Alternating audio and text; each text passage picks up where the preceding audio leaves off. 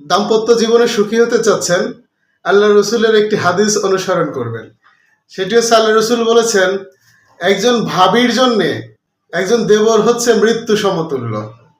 যারা ভাই রয়েছেন, বড় ভাই, বিভিন্ন ব্যাচের ছেলেদের সাথে আপনার সৌহার্দ্যপূর্ণ সম্পর্ক, আপনি তাদের বড় ভাই হয়ে উঠেছেন, দাম্পত্য জীবনে কলহ লেগে যেতে পারে আপনাদের।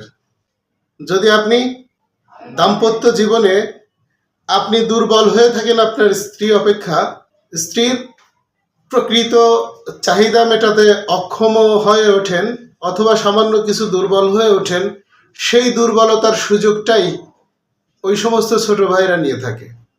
এছাড়া যে সমস্ত বন্ধু বান্ধব রয়েছে, ব্যাচমেট রয়েছে, ক্লাসমেট রয়েছে, বিভিন্ন কর্মক্ষেত্রের বন্ধু রয়েছে, এদের সাথে যে সমস্ত ভাবিদের সম্পর্ক গড়ে ওঠে, সেই সম্পর্কের মধ্যেই শয়তানের ওয়াসওয়াসা নিহিত থাকে।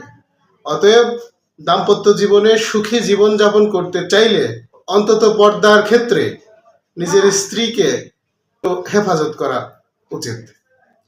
কেননা বর্তমান সময়ে আমার কাছে যতগুলো অভিযোগ আসে, যত ধরনের মানুষ আমার কাছে চিকিৎসা নিতে বা বিভিন্ন সামাজিক যে এই ব্যাপারটা, মানবাধিকারের ব্যাপারটা থাকে, আমি দেখতে পাই এদের মধ্যে অনেকেরই দাম্পত্য জীবনে কলহ লেগেছে এই বিশেষ কিছু কারণে।